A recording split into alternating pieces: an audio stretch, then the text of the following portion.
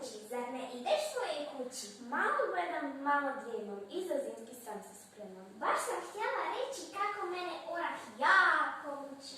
Hajde draga, lako tebi, hitre noge dugi, repa kako je tek meni.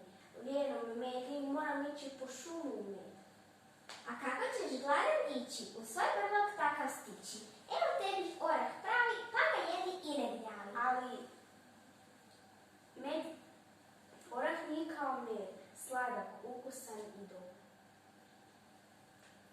A gdje ti je šapa jaka, da ga zdrobiš prije mraka? Imaš pravo skočice, kad ti glavu lakše nije. Moram kući stići što prije. Kreni brzo, dragi Medo, gdje te čeka stari dug? Samo pazi da s orahom ne polomiš koji zub.